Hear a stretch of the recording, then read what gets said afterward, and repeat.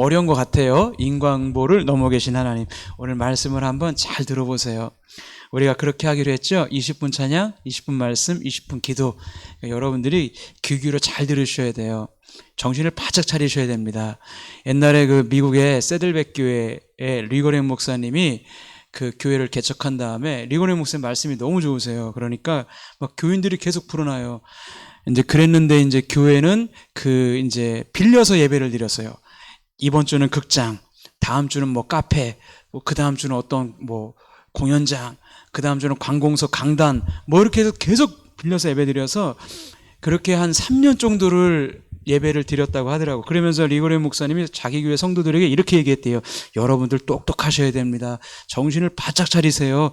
다음 주에 우리 교회가 어디서 예배 드릴지 모르니까 정신을 바짝 안 차리면 허튼 데로 가니까 정신을 바짝 차리시고 잘 쫓아오시라고 그런 이렇게 하는 것을 제가 책에서 본 적이 있습니다. 자, 우리가 욥기서를 보게 되면 욥기서에 대한 설교를 많이 들었습니다. 그죠? 네, 욥기서에 대한 설교 많이 들으셨죠? 네, 많이 들었어요. 그래서 욥기서의 주제를 이것이라고 생각해요.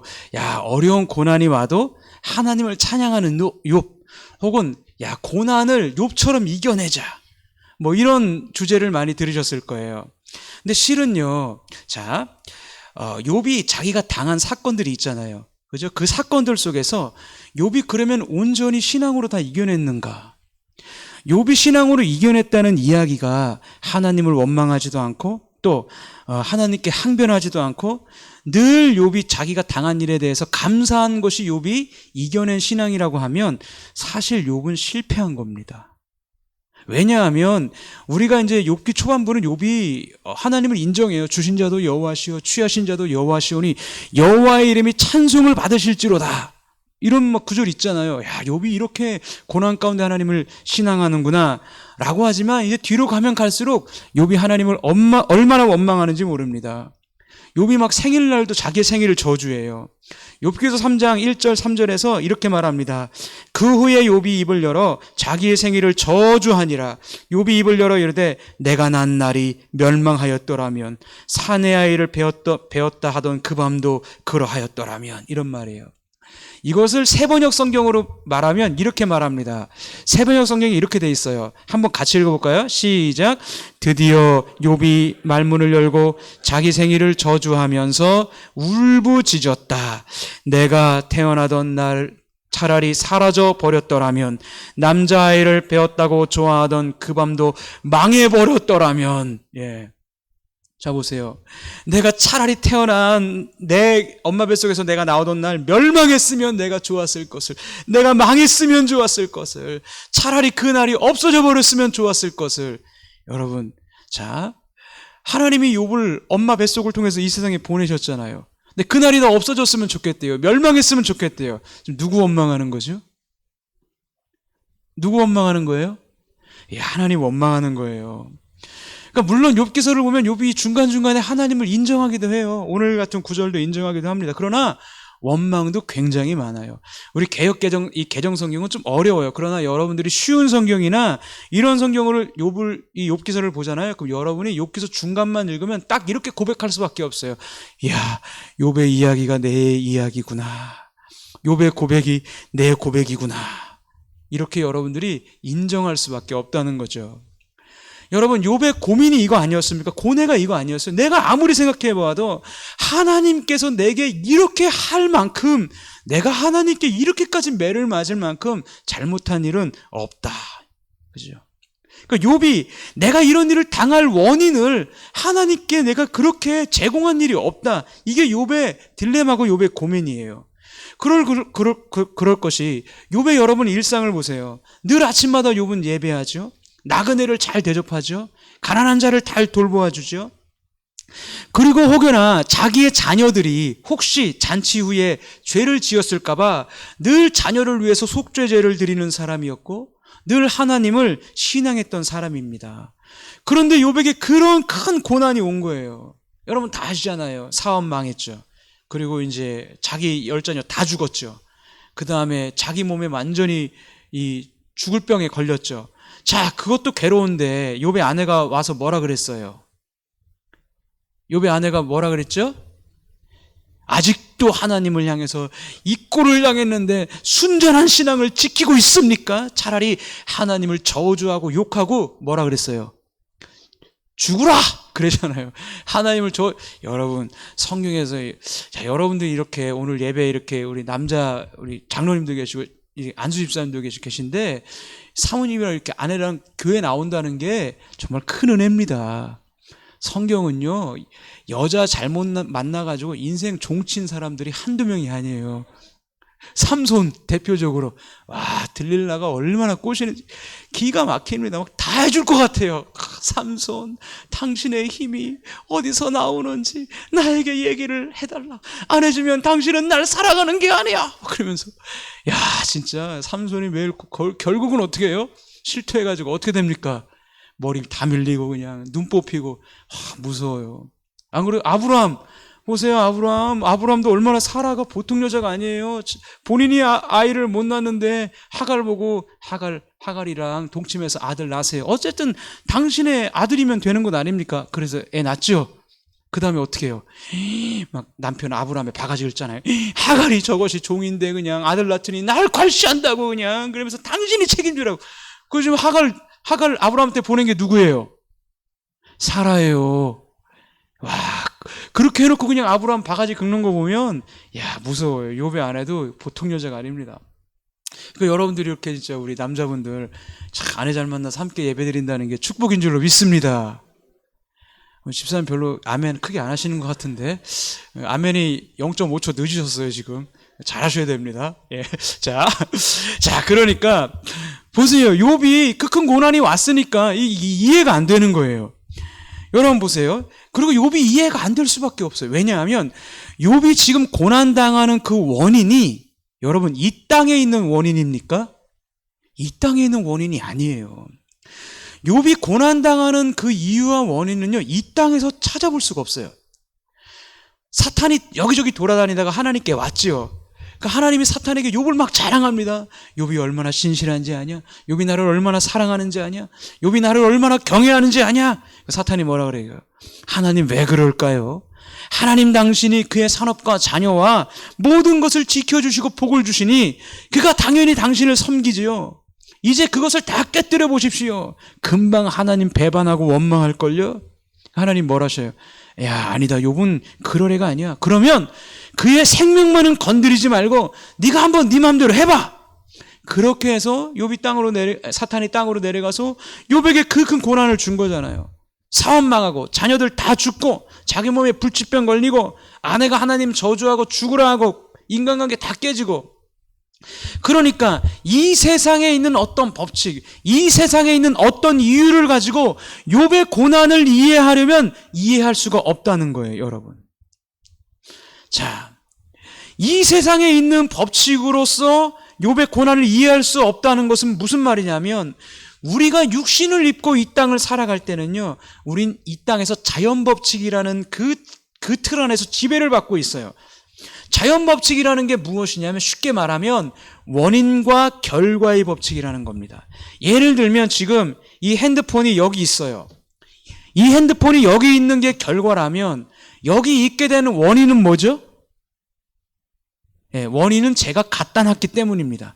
제가 갖다 놨기 때문에 이 핸드폰의 결과로 여기 있는 거예요. 쉽게 얘기하면 그렇다 이거예요.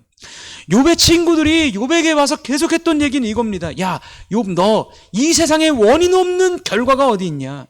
욥 네가 지금 비록 이 고난을 당하는데 네가 깨닫지 못해서 그렇지, 네가 이렇게 고난당하고 이런 모든 걸 잃어버린 것은 분명히 네가 하나님께 어떤 죄를 지은 원인이 있기 때문에 너에게 요 모양 요 꼴의 결과가 생긴 거다, 이렇게 얘기하는 거예요. 이 세상의 만물을 봐라. 이 만물이 원인 없이 생긴 결과가 어디 있느냐? 씨를 뿌려야지. 그게 원인이면 가을에 추수라는 결과를 얻는 것이다. 해가 지면 달이 뜨는 법이고 봄, 여름, 가을이 지나야지 겨울이 온다. 이 세상의 법칙은 원인 없는 결과는 없다라는 것이다. 너의 고난은 너의 죄악이라는 원인 때문이다. 네가 하나님께 어떤 이런 벌을 받을 만한 원인을 네가 지금 그 원인을 지었기 때문에 이런 이런 아픔의 결과가 온 것이니 네가 그 죄를 잘 생각해보고 그 원인을 한번 생각해보고 그걸 생각해냈다면 하나님 앞에 회개해라, 이런 말. 욥의 친구는 계속 이 얘기를 하는 거예요. 근데 욥은 이렇게 얘기하는 거예요. 그런데 얘들아, 내가 이렇게 될 만한 원인을 하나님께 하지 않았어. 내가 이렇게까지 하나님 앞에 매를 맞은 만한 일을 나는 하나님 앞에 하지 않았단 말이야.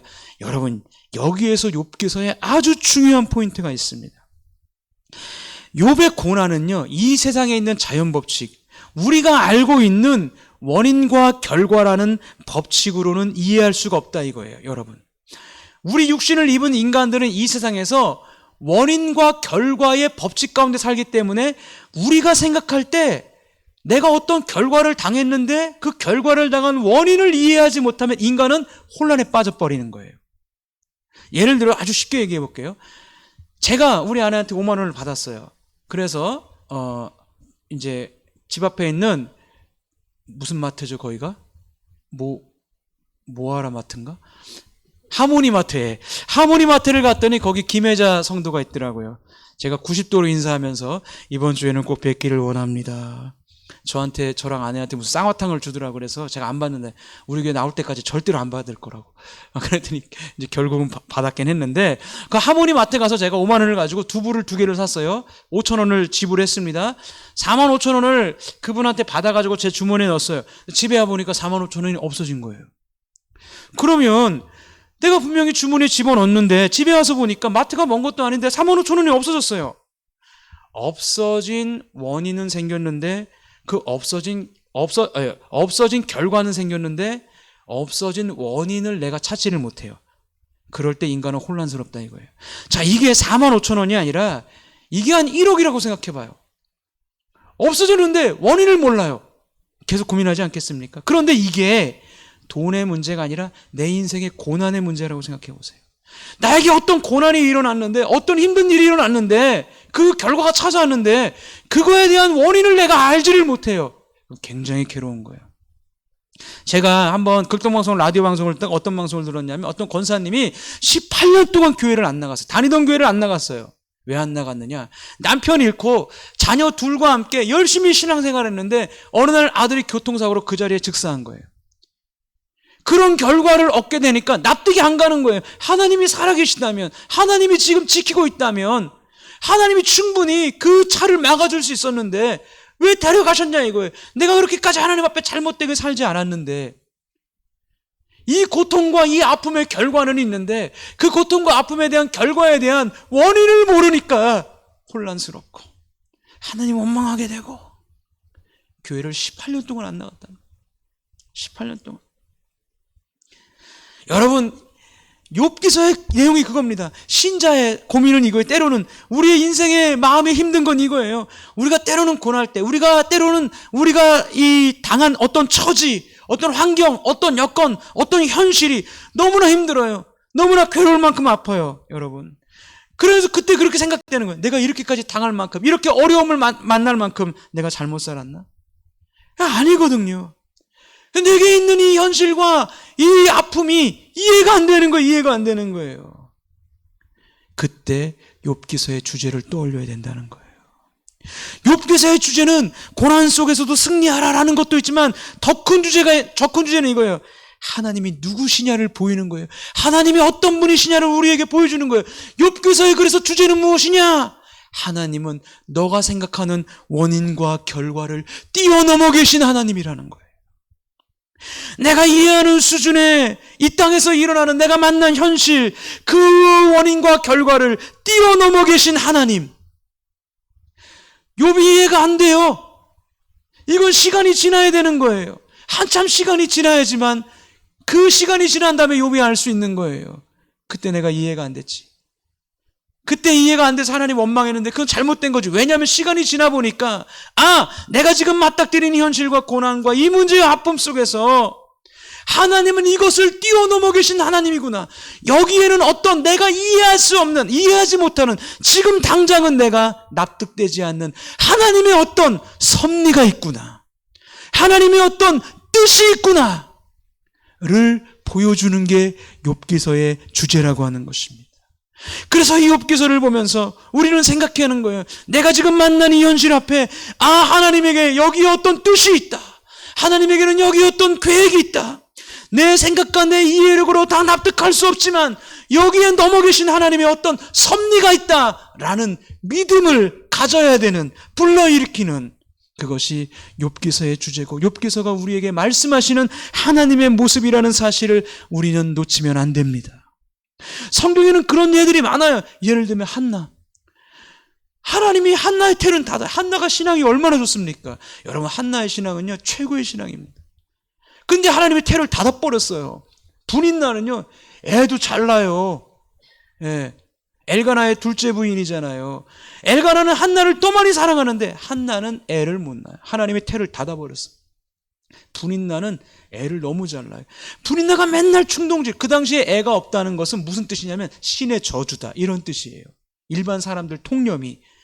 분인나가 맨날 충동질하는 거예요. 야, 한나, 넌 애도 못 낳고 넌 하나님께 저주받은 거야. 애도 못 낳잖아. 그러니까 한나가 어떻게 너무나 충동질을 당하니까 실로에 올라가서 기도할 때 뭐라 기도해요? 하나님, 내게 아들을 주시면 하나님께 바치겠습니다. 그러죠. 하나님께 바치겠습니다. 하나님이 그 기도 나오게 하려고 한나 태를 닫은 거예요. 왜? 사무엘은 태어나면 실로에서 그 제사장 밑에서 커야지만 이스라엘의 마지막 사사로 이 사무엘은 세워질 수 있는 거예요.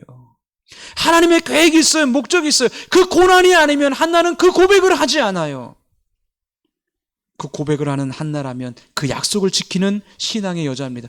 애가 젖을 떼자마자 실로에 보내고 1년에 2번씩 올라가면서 옷을 해피고 보냅니다. 사무엘은 엄마와 떨어져 있지만 그 실로에서 제사장 밑에서 크면서 이스라엘 사사로 하나님을 훈련시키고 하나님 만들어가는 거예요. 한나는 시간이 지나야 깨닫는 거예요. 왜 불인나가 나를 충동질했는지, 왜 그렇게 괴롭혔는지 그때 가서 깨닫는 거예요. 하나님이 나로 하여금 사무엘을 하나님께 드리도록 하려고 그런 일을 겪은 거지. 그 당시는 모릅니다. 욥기서도 동일하게 그것을 보여주고 계신 거예요. 내 상황이 이렇다 할지라도 하나님은 일하지 않는 하나님이 아니며, 내가 지금 이해하지 못한다 할지라도 하나님은 역사하지 않는 하나님은 아니시다. 이 모든 것들을 뛰어넘어 계신 하나님이시다. 섭리하신 하나님이다. 바로 고백하는 그 믿음, 그 신앙을 하나님이 우리에게 원하고 있다는 사실입니다. 여러분들의 그런 현실 가운데 그런 아픔이 있다면 하나님을 고백하십시오. 여기엔 하나님의 뜻이 있습니다. 하나님의 섭리가 있습니다. 내가 다 납득하고 이해되지 않는다 할지라도 전 여전히 하나님을 신앙하겠습니다. 하나님을 높이겠습니다. 그런 멋진 신자 되기를 주의 이름으로 축복합니다. 아멘. 우리